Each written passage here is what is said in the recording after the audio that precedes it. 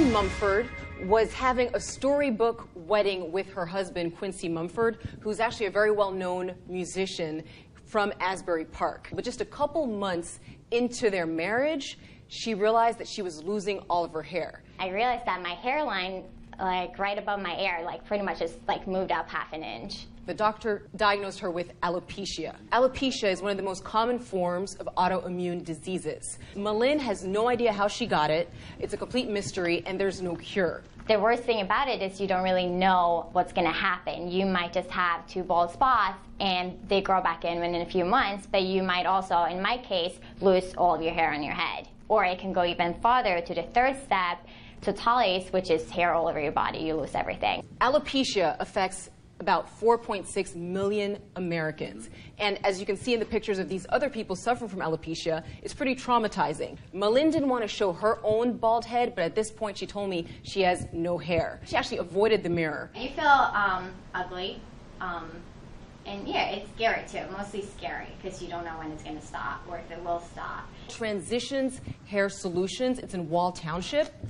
What they do there is very unique. It's the one place in New Jersey that does it. I actually held in my hand a 3D printing of Malin's head. Yeah, pretty incredible right here. 3D printing right here. This is how they start making the piece.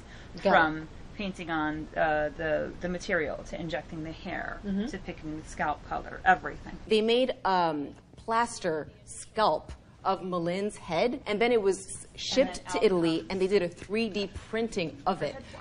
Danielle, who actually runs this shop, said that she doesn't do it for fashion. She only does it for people who are suffering from hair loss, not just alopecia, but also chemo and other forms of hair loss. I'm, young, and I want to look beautiful and look my best. I can only think about, like, men and how they freak out when they start losing their hair and what a big deal it is to them. It's a $3.5 billion industry for hair loss in America. So having a woman completely bald, I can only imagine what she's going through, but I would say that if a man freaks out, then a woman really loses. I would agree with you, Tim, that I think a lot of men are very vain. I mean, you look at Hollywood, you look at some of the actors. Frank Sinatra had a wig that would change length. Like, he had different wigs for each day of the month, so it would look like he was getting a haircut. What would Donald Trump do if he started losing his hair? What do you mean, what did he do 25 years ago when he started losing his hair? Come on.